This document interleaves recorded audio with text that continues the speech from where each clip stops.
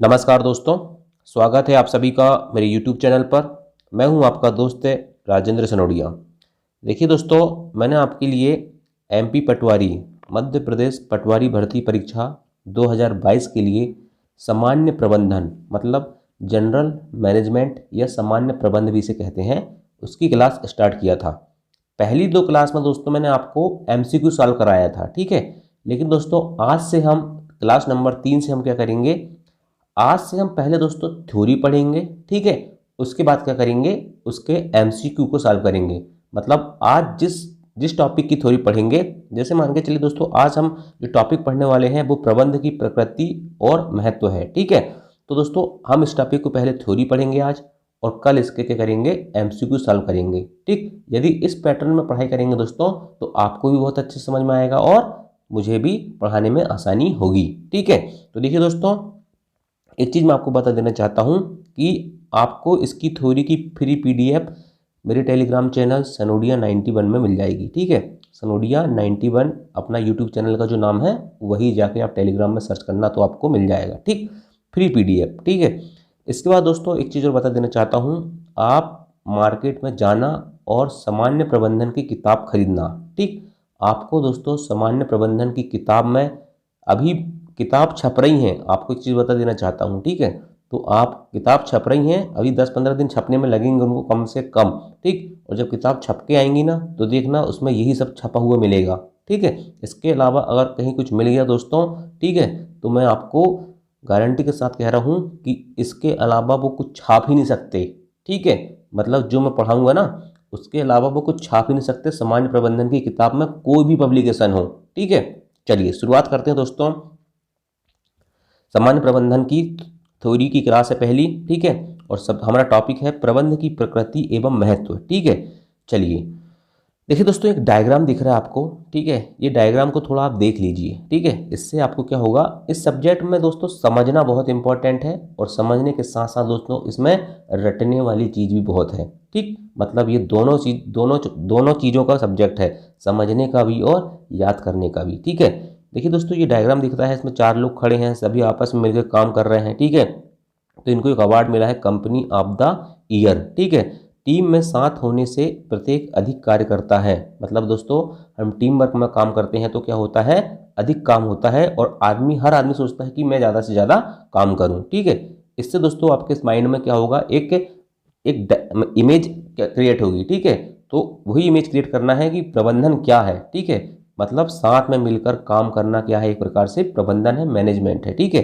हालांकि मैनेजमेंट की परिभाषा दोस्तों बहुत व्यापक है, इसे एक निश्चित शब्दों में नहीं समेटा जा सकता, ठीक है। तो हम वही पढ़ने वाले हैं, ठीक है। मतलब प्रबंधन की प्रकृति और महत्व को देखने वाले हैं। तो चलिए शुरुआत करते हैं दोस्तों। सबसे पहले प्रबंध क्या है, व्हाट इज मैनेजमेंट, ठीक। प्रबंध क्या है, देखिए दोस्तों, अन्य लोगों से कार्य कराने की कला को प्रबंध कहा जाता है। सपोज दिस दोस्तों, आपको मैंने कहा कि जाके भैया आप एक मकान बनवाओ, क्या बनवाओ, मकान बनवाओ, और मैं मालिक हूँ, ठीक है, मुझे मकान बनवाना है, और मैंने आपसे बोला कि आप मकान बनवाओ। मतलब एक आम बोलचाल की भाषा में कहें दोस्तों तो ठेकेदार, हम मकान का ठेका किसको देते हैं, एक ठेकेदार को ही देते हैं ना। तो वो क्या है, वही क्या है, प्रबंध है। मतलब वो ठेकेदार क्या करेगा, फिर लेबरों की व्यवस्था करता है, मटेरियल की व्यवस्था करता है, सेंटिंग की व्यवस्था करता है, ठीक है। तो क्या करता है, वो प्रबंध करता है ना, मैनेजमेंट करता है ना। तो वो क्या है, जो प्रबंधक है वो मैनेजर है, ठीक है। वो जो जो उन चीज़ों का प्रबंध करे, मैनेजमेंट करे, ठीक है, वो क्या है, मैनेजर है, प्रबंधक है। मैनेजमेंट क्या है, प्रबंध है, ठीक है, मतलब व्यवस्था करना, ठीक है। और मैनेजर कौन है, मतलब प्रबंधक, जो व्यवस्था करवाता है, ठीक। समझ गए शब्दों में। बस दोस्तों यही है कहानी, इतना अपना समझ लिए तो आप समझ जाओगे कि प्रबंध क्या है। अन्य लोगों से कार्य कराने की कला को प्रबंध कहते हैं। क्या होता है, अन्य लोगों से कार्य कराने की कला को क्या कहा जाता है, प्रबंध कहा जाता है, ठीक। ये लाइन समझ में आ गई। इसके बाद दोस्तों अन्य लोगों से कार्य कराना मतलब समझ गए ना। अब मकान बनवाना है तो वहाँ लेबर तो रहेंगे ना, तो लेबर से काम कौन करवाएगा, ठेकेदारी करवाएगा ना। उसी कला को क्या कहते हैं, प्रबंध कहते हैं, ठीक है। यह निर्धारित उद्देश्यों को प्रभावी ढंग से एवं दक्षतापूर्ण प्राप्त के लिए किए गए कार्यों की प्रक्रिया है। निर्धारित उद्देश्य, उदाहरण के लिए दोस्तों हमको क्या बनाना है, मकान बनाना है, तो हमारा उद्देश्य क्या है, हमारा उद्देश्य है मकान बनाना है। प्रभावी ढंग से मतलब अच्छे तरीके से बनाना है। ठीक, ठेकेदार भी कई प्रकार के होते हैं। ठीक है, तो प्रभावी ढंग से मतलब अच्छे से बनाना है और दक्षतापूर्ण। अब ये दक्षतापूर्ण क्या होता है दोस्तों, कुशलता क्या होती है, इन सभी शब्दों को मैं आगे समझाऊंगा। ठीक है, दक्षतापूर्ण मतलब दोस्तों हमें ऐसा नहीं करना है कि हमारा पैसा ज़्यादा लग रहा है और काम कम हो रहा है, या ऐसा भी नहीं होना चाहिए दोस्तों कि बहुत ज़्यादा समय लग रहा है, ठीक है, और काम ही नहीं हो रहा है। ठीक है, तो इसी को कहते हैं दोस्तों दक्षता या एफिशिएंसी कहते हैं। ठीक है, ये सभी चीज़ें आप धीरे धीरे समझोगे, आप ध्यान से सिर्फ आज की थ्योरी क्लास को सुनते रहो। ठीक है, कल एमसीक्यू जब सॉल्व करेंगे दोस्तों तो आप वहाँ पर क्या करोगे, तूफान मचा दोगे। ठीक है, धूम मचा दोगे। ठीक, तो क्या हो गया, मैंने बता दिया, अन्य लोगों से कार्य कराने की कला को प्रबंध किया जाता है और यह निर्धारित उद्देश्य को प्राप्त करना, प्रभावी ढंग से और दक्षतापूर्ण तरीके से प्राप्त करना इसकी प्रक्रिया है। अतः प्रबंध को प्रभावशीलता एवं कार्य क्षमता से लक्ष्यों को प्राप्त करने हेतु कार्य की प्रक्रिया के रूप में परिभाषित किया जा सकता है। ठीक है, प्रबंध को प्रभावशीलता के साथ और कार्य क्षमता से, ठीक है, एफिशिएंसी से लक्ष्यों को प्राप्त करने हेतु कार्य कराने की प्रक्रिया को क्या किया जा सकता है, इसको इस प्रकार से परिभाषित किया जा सकता है। यही क्या है, प्रबंध है, यही क्या है, मैनेजमेंट है। ठीक, नेक्स्ट लाइन लिखती है दोस्तों, इसका उद्देश्य सर्वमान्य लक्ष्यों उद्देश्यों की प्राप्ति हेतु किए जाने वाले प्रयासों के संबंध में मार्गदर्शन करना होता है। क्या होता है, इसका उद्देश्य सर्वमान्य लक्ष्यों मतलब जो हमारा टारगेट है दोस्तों, जो उद्देश्य हमारा, जो उद्देश्य मतलब ऑब्जेक्ट है, उसको प्राप्त करने के लिए किए गए प्रयासों के संबंध में मार्गदर्शन करना क्या कहलाता है, प्रबंध कहलाता है, मैनेजमेंट कहलाता है। सीधे शब्दों में कहें दोस्तों तो हमें जो चीज़ करना है वो काम होना चाहिए, और उसके लिए दोस्तों हमको क्या करना है, कोई भी प्रक्रिया अपनानी पड़ेगी, वही क्या है, प्रबंध है, मैनेजमेंट है। ठीक, चलिए अब दोस्तों प्रबंध की परिभाषाएं। अब प्रबंध की परिभाषाएं है दोस्तों, है ना, क्वेश्चन पूछेगा कीटनर के अनुसार, रॉबर्ट एल ट्रिबली एंड एस जेनी न्यूपेट के अनुसार, हेरल्ड कुंटज एवं हीज भेरिक के अनुसार। तो ये शब्दों, तो दोस्तों आपको ये शब्द याद करने में बड़ी कठिनाई होगी। ठीक, तो आप क्या करोगे, अब ऐसा तो नहीं है कि आप इसको पढ़ना छोड़ दोगे भाई। ठीक है, ऐसे शब्द तो आप पहली बार सुन रहे होंगे। ठीक है, फिर इसका सॉल्यूशन क्या है भाई, बताओ ना। इसका सॉल्यूशन एक ही है दोस्तों, कीवर्ड पकड़ना आप। ठीक है, प्रबंध की परिभाषा, इसमें कीवर्ड पकड़ना है, हेरल्ड कुंटज एवं हींज विरिक। तो यहाँ पर आप कुंटज याद कर लो। ठीक, आप कुछ भी कर सकते हो, मैं आपको सिर्फ बता रहा हूँ, तरीका बता रहा हूँ। ठीक है, कुंटज पकड़ लो या हेरल्ड पकड़ लो, जो भी आपको याद करना है। कुंटज दोस्तों वो क्या कहता है, प्रबंध एक ऐसा पर्यावरण तैयार करने एवं उसे बनाए रखने की प्रक्रिया है जिसमें लोग समूह में कार्य करते हुए चुनिंदा लक्ष्यों को कुशलता से प्राप्त करते हैं। देखिए दोस्तों, प्रबंध है तो उसमें लक्ष्य तो होगा ही। ठीक है, क्या होगा, लक्ष्य होगा। प्रबंध की कोई भी परिभाषा है दोस्तों, लक्ष्य आएगा ही उसमें। ठीक है, तो लोगों का समूह भी आएगा। ठीक, तो अब क्या करना है, प्रबंध एक ऐसा पर्यावरण है, सीधी सिंपल शब्दों में दोस्तों पर्यावरण को पकड़ो आप, और पर्यावरण जहां दिखे दोस्तों प्रबंध की परिभाषा में आप कुंटज के साथ उसको जोड़ के रख लो। ठीक, तो ये परिभाषा दोस्तों आप इनको याद कर लेना। हो सकता है आपका दूसरा तरीका हो, आप उसको उसी तरीके से याद कर लेना। ठीक है, प्रबंध को परिभाषित किया गया है कि यह संगठन के परिचालन के नियोजन, संगठन एवं नियंत्रण की प्रक्रिया है। ठीक है, जहां भी दोस्तों नियोजन, संगठन और नियंत्रण की प्रक्रिया दिख जाए, ठीक है, तो वहां पर आपका पकड़ना रॉबर्ट एल ट्रिवेली और एम जेनी न्यूपोर्ट को पकड़ लेना। ठीक, आपकी टेंशन है दोस्तों कि आप किस तरीके से इनको याद कर रहे हो। ठीक है, समझने लायक इसमें कुछ नहीं है। ठीक है, आप बस इनको, अब देखिए एक परिभाषा है तो बात अलग, इसमें इतने सारे नाम, और ये नाम पढ़ने में दोस्तों मेरे को तो टाइम लग रहा है। ठीक है, तो आप समझ सकते हो उनको याद करने में कितना टाइम लगेगा। ठीक है, अब क्रीटनर क्या कह रहा है,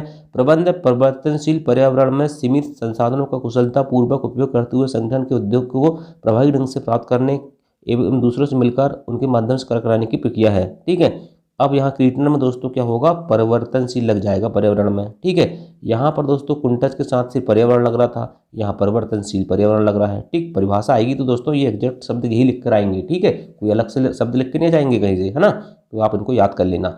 चलिए, प्रभावपूर्णता और कुशलता में क्या अंतर होता है, इफेक्टिवनेस और कुशलता मतलब एफिशिएंसी में क्या अंतर होता है, इसे समझना जरूरी है ताकि आपको आगे की क्लास समझ में आए।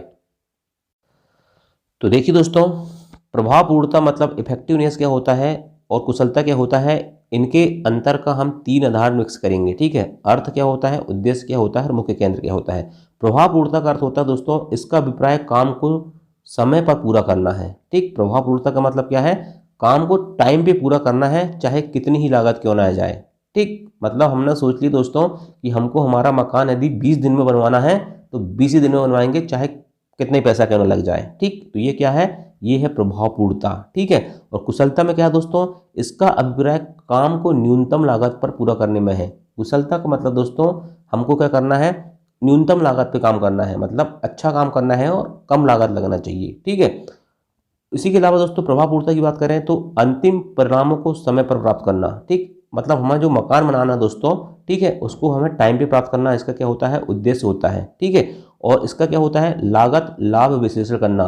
कुशलता में दोस्तों यह जाता है कि लागत क्या है और लाभ क्या है, ठीक है, उसका विश्लेषण करना कुशलता है, ठीक। प्रभावपूर्णता मतलब इफेक्टिवनेस में दोस्तों आप समय को मुख्य केंद्र मानते हो, वहीं कुशलता में दोस्तों आप लागत को मुख्य केंद्र मानते हो। तो आपको अंतर समझ में हो गया प्रभावपूर्णता और कुशलता क्या होता है। प्रबंधन की विशेषताएं और लक्षण, ठीक। अब इतनी ज़्यादा थ्योरी तो मैं आपको पढ़ के पढ़ा नहीं सकता दोस्तों, ठीक है, थ्योरी आपको पढ़ना पड़ेगा, मैं इसकी PDF दे दूंगा, ठीक। चलो मैं मेन पॉइंट आपको समझाऊंगा, है ना। प्रबंध की विशेषताएं, क्वेश्चन कहाँ से आते हैं, मैंने प्रीवियस ईयर के क्वेश्चन पेपर आपको 2 क्लास में स्टार्ट के करके बताया था कि किस टाइप के क्वेश्चन आते हैं, आप समझ जाओगे, ठीक है। तो प्रबंध की विशेषताएं और लक्षण लिखा रहेगा दोस्तों। क्वेश्चन आएगा कि प्रबंध की कौन सी विशेषता नहीं है, ठीक। तो आपको क्या करना है, पढ़ना है, समझना है, ठीक। जब आप क्वेश्चन आते हैं दोस्तों तो ऑटोमेटिक बनने लगते हैं, ठीक है। उद्देश्य पूर्ण प्रक्रिया है, ठीक है। पहला विशेषता ये है कि उद्देश्य पूर्ण प्रक्रिया है, मतलब हमने एक टारगेट बना लिया, उस उद्देश्य को पाना, ठीक। सर्वव्यापी है, मतलब दोस्तों सभी जगह काम आती है, चाहे सामाजिक हो, आर्थिक हो, राजनीतिक हो, ठीक है। समाज में भी आर्थिक मतलब पैसा वाला काम हो, चाहे राजनीति वाला काम हो, कहीं भी हो दोस्तों, तो प्रबंध की व्यवस्था, प्रबंध की जरूरत हर जगह होती है, ठीक है। बहुआयामी गतिविधियां हैं, ठीक है। प्रबंध एक बहुआयामी गतिविधि है, ठीक है। सीधी बात है दोस्तों, मतलब क्या होता है, कुछ संगठन काम करते हैं, ठीक है, लोगों से काम करवाने की कला भी है, ठीक है, और विभिन्न क्रियाओं को पूर्ण करने में भी सक्षम होता है कौन, प्रबंध, ठीक। तो बहुआयामी, बहुत सारे काम इससे हो जाते हैं। निरंतर चलने वाली प्रक्रिया है, देखिए दोस्तों प्रबंध कोई ऐसी प्रक्रिया नहीं है जिसे हमेशा के लिए एक ही बार में कर लिए जाए, ठीक है। ये एक सतत निरंतर प्रक्रिया है। क्वेश्चन आएगा दोस्तों, प्रबंध है निरंतर चलने वाली प्रक्रिया, ठीक है। तो इस प्रकार से ऑप्शन आपको वहाँ देखने को मिल सकते हैं। प्रबंध के कार्य जैसे नियोजन, संगठन, नियुक्तिकरण, निर्देशन और नियंत्रण, ठीक है। इसमें क्या होता है, प्रबंध की आवश्यकता लगातार होती है। सामूहिक क्रिया है दोस्तों, ठीक है। प्रबंध सामूहिक गतिविधि है, ठीक। ऐसी चीज आपको बिल्कुल पढ़ के चलना है, ठीक। सामूहिक गतिविधि है, अकेला आदमी कोई काम नहीं कर सकता, ठीक। गत्यात्मक कार्य है दोस्तों। गत्यात्मक कार्य दोस्तों ये इसका मतलब ये है कि परिवर्तित वातावरण के अनुरूप कार्य करना पड़ता है, जैसा हमको माहौल मिलता है दोस्तों उसी के हिसाब से प्रबंध करना पड़ता है, ठीक है। इसके अलावा दोस्तों उद्देश्य शक्ति इसका एक विशेषता है, ठीक है। प्रबंध एक शक्ति है जिसे ना नी जा सकता, ठीक है, और जिसे देखा नहीं जा सकता, और केवल उसकी उपस्थिति को महसूस किया जा सकता है। मतलब दोस्तों हम कोई मैनेजमेंट करते हैं तो उसे दिखा सकते हैं क्या, नहीं कर सकते ना, उसे केवल महसूस कर सकते हैं कि कोई काम अच्छा हो रहा है या नहीं हो रहा है, ठीक है। तो उद्देश्य शक्ति क्या होता है, इसकी एक विशेषता होती है। चलिए हमने देख लिया दोस्तों लक्षण, अब देखते हैं उद्देश्य। तो 3 उद्देश्य होते हैं दोस्तों, बहुत ही इंपॉर्टेंट है, यहाँ से क्वेश्चन छपते ही हैं, ठीक है। और 100% पटवारी के पेपर में क्वेश्चन यहाँ से आएगा, लिख के रख लो, ठीक है। प्रबंध के उद्देश्य 3 है, संगठनात्मक उद्देश्य, सामाजिक उद्देश्य और वैयक्तिक उद्देश्य। संगठनात्मक नाम से स्पष्ट है दोस्तों, संगठन वाला, ठीक, बहुत सारे लोग, ठीक है, कोई व्यवसाय भी हो सकता है। सामाजिक मतलब दोस्तों देखिए, सामाजिक का मतलब दोस्तों समाज, ठीक, मित्र, अपने आपसी लोग, ठीक है, इस प्रकार का उद्देश्य होता है। और वैयक्तिक उद्देश्य मतलब पर्सनल, ठीक है, तो अपना खुद का भी क्या हो सकता है, प्रबंध का उद्देश्य हो सकता है, ठीक। आपको याद रखना है कि प्रबंध के 3 उद्देश्य मुख्य होते हैं, संगठनात्मक, सामाजिक और वैयक्तिक, ठीक है। और जीवित रहना, प्रबंध, लाभ अर्जित करना, विकास करना, ये सब क्या आता है, संगठनात्मक उद्देश्य के अंतर्गत आता है, ठीक। थ्योरी पढ़ना आपका काम है। चलिए प्रबंध का महत्व क्या है, सामूहिक लक्ष्यों की प्राप्ति, ठीक है, कार्य क्षमता में वृद्धि, गतिशील संगठन का निर्माण, व्यक्तिगत उद्देश्य प्रबंध व्यक्ति को पाने में सहायता करता है और समाज के विकास में भी सहायक होता है, ये प्रबंध के महत्व होते हैं, ठीक। ये दोस्तों आपको सब पढ़ना पड़ेगा, ठीक है। अब मैं यहाँ पढ़ूंगा और आपको समझाऊंगा तो फिर टाइम बहुत लग जाएगा, बहुत बड़ा वीडियो हो जाएगा, ठीक है। लेकिन मैं कल जब MCQ सॉल्व कराऊंगा तो आपको क्वेश्चन पूरे बता दूंगा कि क्वेश्चन कैसे आते हैं और उनका सॉल्यूशन क्या है, ठीक है। चलिए प्रबंध की प्रकृति की बात करते हैं दोस्तों। तो प्रबंध देखिए दोस्तों, प्रबंध विज्ञान है या कला है अथवा पैसा है, ठीक है। मतलब विज्ञान है, प्रबंध विज्ञान है मतलब साइंस है, कि कला है, आर्ट है या पैसा है, इसके बारे में कुछ कह नहीं सकता, ठीक है। तो प्रबंध दोस्तों तीनों है। प्रबंध एक कला भी है, ठीक है, याद रखना, प्रबंध क्या है, कला है मतलब आर्ट भी है, प्रबंध एक विज्ञान भी है मतलब साइंस भी है, और प्रबंध एक पैसा भी है मतलब बिजनेस भी है, ठीक है, पैसे के रूप में मतलब व्यवसाय है, ठीक है। तो तीनों चीज़ है, विज्ञान, कला और पैसा, ठीक। क्वेश्चन आएगा प्रबंध क्या नहीं है, विज्ञान कला पैसा एक आधा ऑप्शन और दे देगा। ठीक, ऐसे क्वेश्चन आएंगे। चलिए, प्रबंध का स्तर, प्रबंध के 3 स्तर होते हैं दोस्तों, उच्च स्तरीय, मध्य स्तरीय और निम्न स्तरीय। मान के चलिए दोस्तों ये कोई काम है, ठीक है, तो सबसे ऊपर आदमी ठेकेदार, ठीक, बड़ा ठेकेदार छोटे ठेकेदार को देगा और छोटे ठेकेदार लेबर को देगा। ठीक है, तो यही 3 स्तर हैं, आप इसको से समझ लो। ठीक है, तो यहाँ 3 स्तर होता है दोस्तों, उच्च स्तरीय में सबसे बड़ा आदमी होता है, मध्य स्तरीय में बीच वाले लोग होते हैं और निम्न स्तरीय में सबसे नीचे के लोग होते हैं। ठीक है, कि मुझे दीवार छापना है कि प्लास्टर करना है। ठीक, उदाहरण देकर समझा रहा हूँ, आप समझ लीजिए बस। ठीक, 3 स्तर में काम होते हैं प्रबंध के। प्रबंध के कार्य दोस्तों, नियोजन, क्या करना है, कैसे करना है, किसके द्वारा किया जाएगा, इसके बारे में निर्णय करना, ये क्या है, नियोजन। संगठन दोस्तों, क्रियाओं को संगठित करना, योजनाओं के निष्पादन के लिए संगठन के ढांचों को स्थापित करना। इसका अभिप्राय उद्देश्य की प्राप्ति के लिए विभिन्न अंगों से मैत्रीपूर्ण संयोजन करना है। संगठन मतलब दोस्तों आपस में लोगों को जोड़ना। नियुक्तिकरण व्यवस्था दोस्तों, इसका अभिप्राय भर्ती करने, प्रवर्तन, वृद्धि इत्यादि का निर्णय करने, कार्य का निष्पादन, मूल्यांकन, कर्मचारियों का व्यक्तिगत रिकॉर्ड, ठीक है, और प्रशिक्षण भी शामिल है। नियुक्तिकरण मतलब दोस्तों सिंपल है, जैसे मान चलो मकान, अपन मकान का उदाहरण लेके चलेंगे।